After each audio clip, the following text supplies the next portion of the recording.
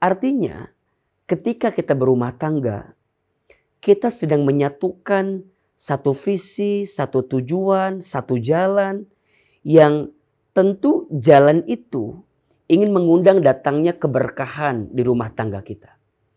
Maka kalau ada yang bertanya, apa tujuan kita berumah tangga? Tujuannya ada 3. 1, meraih berkah. 2, menggapai jannah. Dan yang ketiga,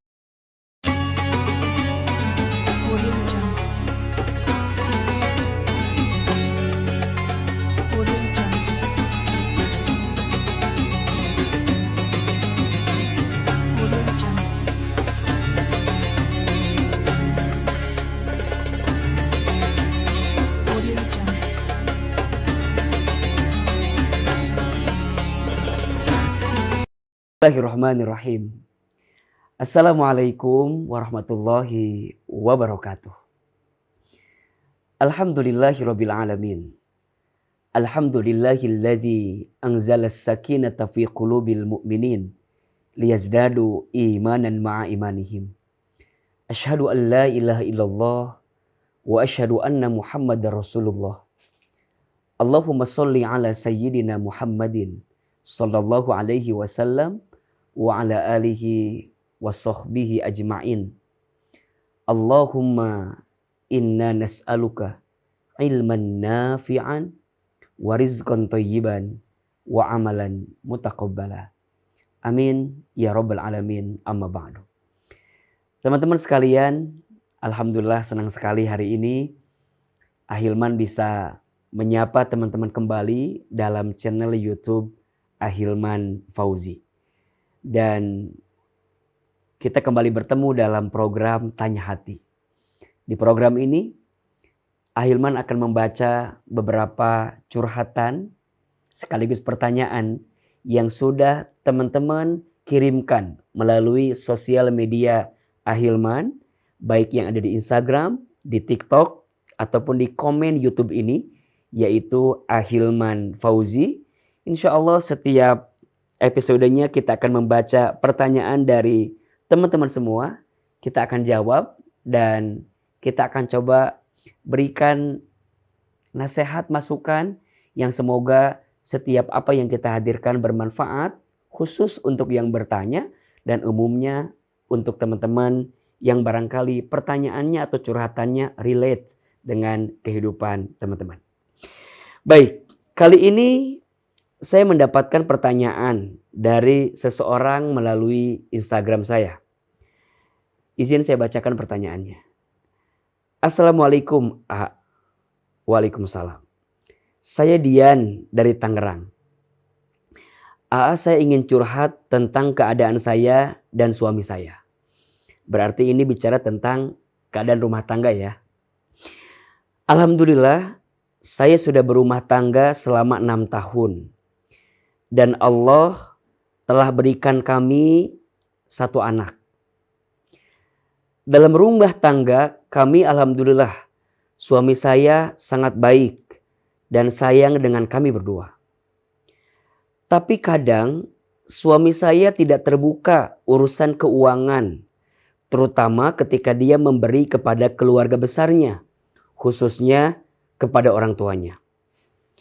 Kadang saya merasa kebutuhan saya belum tercukupi, tapi suami saya lebih memilih dan sering memberi kepada keluarganya. Bagaimana sikap untuk saya bisa menghadapi kondisi rumah tangga yang seperti ini ya Ustadz? Terima kasih. Baik, terima kasih Mbak Dian yang sudah mengirimkan pertanyaannya kepada kami. Ini curhat tentang keadaan rumah tangga. Tentang keadaan suaminya yang seakan-akan lebih memprioritaskan keluarga besarnya daripada rumah tangganya. Khususnya di sini kepada orang tuanya. Pertama, yang harus kita pahami bahwa yang namanya rumah tangga itu menyatukan 2 aku menjadi 1 kita. Jadi rumah tangga itu menyatukan 2 aku menjadi 1 kita. itulah rumah tangga. Artinya, ketika kita berumah tangga, kita sedang menyatukan satu visi, satu tujuan, satu jalan yang tentu jalan itu ingin mengundang datangnya keberkahan di rumah tangga kita. Maka kalau ada yang bertanya, apa tujuan kita berumah tangga? Tujuannya ada 3. 1, meraih berkah. 2, menggapai jannah. Dan yang ketiga, menyempurnakan ibadah. Ada 3 tujuan rumah tangga. 1, meraih berkah. 2, menggapai jannah, menggapai surga. Dan yang ketiga, menyempurnakan ibadah. Maka artinya, ketika kita berumah tangga, apa yang kita lakukan di rumah tangga itu memang aktivitas yang ingin mengundang datangnya keberkahan dari Allah. Aktivitas yang setiap saatnya itu berpahala ibadah di hadapan Allah. Maka semua kebaikan itu akan menjadi kebaikan yang berpahala besar di hadapan Allah Subhanahu wa taala. Maka penting untuk kita memahami bagaimana saat kita berumah tangga, bahwa rumah tangga itu menyatukan 2 aku menjadi 1 kita. Artinya, ketika kita berumah tangga, bukan hanya menyatukan 2 hati yang saling mencintai, tapi lebih dari itu, menyatukan 2 keluarga yang saling memahami, 2 keluarga yang saling mengerti, 2 keluarga yang saling mengisi. Setelah berumah tangga, tidak ada lagi bahasa, ini bapakku, itu bapakmu. Tidak. Setelah berumah tangga, tidak ada lagi bahasa, ini ibuku, itu ibumu. Tidak. Setelah berumah tangga, dari aku berubah menjadi kita. Maka, ketika seseorang ingin berbuat baik kepada keluarganya, dan posisinya setelah menikah, pahami, itu adalah ibadah terbaik. Itu adalah pahala terbaik yang akan mendatangkan keberkahan di hadapan Allah Subhanahu wa taala. Lantas, bagaimana sebenarnya prioritas yang harus dihadirkan oleh seorang suami di rumah tangga ketika dia memberikan nafkah? Ketika seorang suami itu menikah, berarti dia punya kewajiban. Kewajiban kepada siapa? Tentu kepada istrinya. Kalau dia sudah punya anak, berarti plus dengan anaknya. Saat seorang laki-laki mengambil seorang perempuan dari ayahnya, maka di saat itu dia punya tanggung jawab, dia punya kewajiban untuk mencukupi kebutuhan daripada istrinya, untuk menafkahi istrinya, untuk memastikan pemenuhan kebutuhan bagi rumah tangganya. Dan itu bagi seorang laki-laki adalah kewajiban. Maka ketika laki-laki mencari nafkah, kemudian membawa nafkah tersebut kepada rumah tangga, dalam rangka memenuhi kebutuhan istri dan anaknya, itu adalah kebutuhan. Tapi di saat yang bersamaan, jika seorang anak laki-laki itu masih punya orang tua, masih punya keluarga, dan orang tua itu memang keadaannya sulit, memang keadaannya susah, artinya kalau nggak dibantu oleh anak laki-lakinya ini, akan ada sesuatu yang madharat yang terjadi pada keluarga besarnya, pada orang tuanya. Maka mohon maaf, seorang laki-laki pun juga punya kewajiban untuk memastikan kebutuhan daripada orang tuanya, agar jangan sampai orang tuanya itu mendapatkan kondisi yang madharat dalam hidupnya. Terus kalau dua-duanya sama posisinya, rumah tangga juga butuh kecukupannya, orang tua juga butuh kecukupannya, maka apa titik temunya? Titik temunya adalah komunikasi di antara keduanya. Titik temunya adalah ngobrol di antara keduanya. Seorang suami itu menjadi qawwam, menjadi pemimpin yang bisa menyampaikan kepada istrinya tentang keadaan orang tua kita yang memang membutuhkan bantuan dari kita, yang memang membutuhkan perhatian dari kita.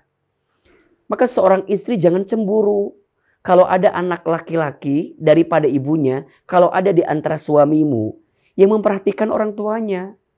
Apalagi memang keadaan orang tuanya susah, keadaan orang tuanya sulit. Seorang istri jangan cemburu. Seorang istri jangan merasa kalah dan lemah dengan keadaan itu. Karena disitulah kita bisa menemukan kebaikan daripada rumah tangga kita. Boleh jadi keberkahan rumah tanggamu itu hadir ketika suamimu memberikan perhatian kepada orang tuanya. Ketika suamimu menyisihkan sebagian rezekinya untuk mencukupi kebutuhan keluarganya. Jangan cemburu. Jangan merasa kalah. Jangan merasa juga kita itu menjadi di nomor 2-kan gitu. Jangan. Karena itu adalah pintu keberkahan yang Allah siapkan untuk rumah tanggamu. Ketika ada seorang anak laki-laki, yaitu suamimu, masih berbuat baik kepada orang tuanya. Akan tetapi catatannya barangkali seorang suami, ketika engkau ingin memberi kepada keluargamu, ketika engkau ingin memberi kepada orang tuamu, pastikan nafkah untuk istrimu sudah terpenuhi. Kebutuhan istrimu sudah terpenuhi. Karena ingat, ketika seorang suami berbuat baik kepada istrinya, itu adalah kewajiban. Sedangkan seorang anak laki-laki berbakti kepada orang tuanya, itu adalah kebaikan. Saya ulangi, ketika seorang suami berbuat baik kepada istrinya, itu adalah kewajiban. Dan ketika seorang anak laki-laki berbuat baik kepada ibunya, itu adalah kebaikan. Maka ada prioritas di situ.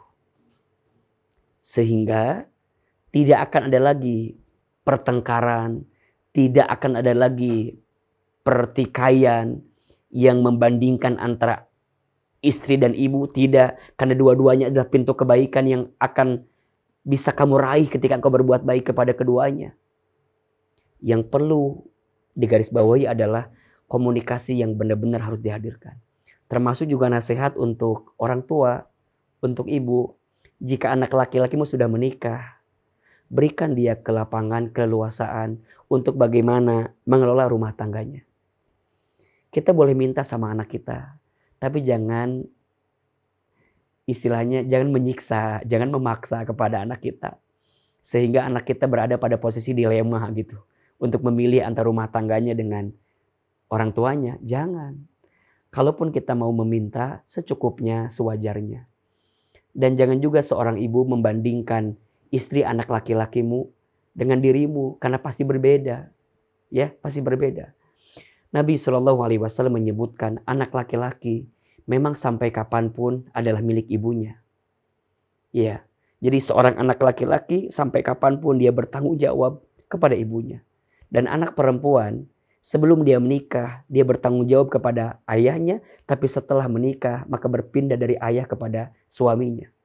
Tapi ingat, walaupun seorang anak laki-laki sampai kapanpun milik ibunya, tapi catatannya adalah, ibu yang baik pasti akan mengajarkan anak laki-lakinya untuk sayang kepada istrinya. Sehingga pada akhirnya, tidak ada perbandingan antara ibu dan istrimu. Tidak ada perbandingan antara ibumu dengan istrimu. Karena dua-duanya adalah pintu kebaikan yang Allah hadirkan. Mudah-mudahan yang bertanya bisa lebih lapang hatinya. Yang bertanya bisa lebih ridho dengan keadaannya. Tanya sama suamimu. Terbuka dengan suamimu. Jika perasaan ini adalah perasaan yang tidak kamu sukai, sampaikan kepada suamimu. Agar suamimu mengerti bahwa selama ini kamu tuh ada sesuatu yang kamu pendam.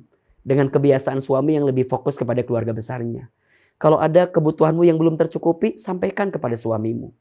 Kalau ada kebutuhanmu yang belum terpenuhi, sampaikan kepada suamimu.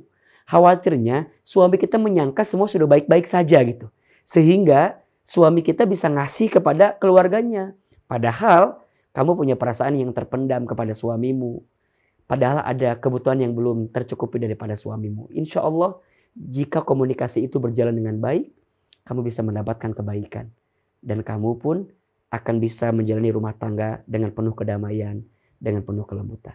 Insya Allah semua ada jalannya. Insya Allah semua ada hikmahnya. Doakan suami agar dia tetap baik kepada orang tuanya dan dia tetap bertanggung jawab kepada kita sebagai istrinya. Insya Allah rumah tangga kita akan bisa mendapatkan kebaikan. Dan jangan takut ya. Memberi kepada orang tua, memberi kepada keluarga, itu adalah pintu keberkahan yang Allah akan gantikan dengan balasan yang tentu akan lebih besar daripada apa yang dikeluarkan. Karena berbuat baik kepada orang tua itu disebut dengan ihsan. Ihsan itu yang akan membalasnya adalah langsung Allah Subhanahu wa taala. Semoga bermanfaat dan semoga bisa menjadi pelajaran serta hikmah yang bisa menguatkan kehidupan kita, khususnya dalam menjalani rumah tangga kita. Terima kasih banyak dan sampai jumpa di episode Tanya Hati selanjutnya. Kita akan kembali membaca beberapa pertanyaan dari teman-teman sekalian. Jangan lupa yang mau curhat, mau bertanya, boleh langsung saja kirim ke sosial media Ahilman Fauzi, baik di Instagram, di TikTok, ataupun di YouTube. Barakallahu fikum. Mohon maaf lahir dan batin. Yang benar semua dari Allah. Yang salah dari AA yang tentu banyak kesalahan. Wabillahi taufik wal hidayah. Wassalamualaikum warahmatullahi wabarakatuh.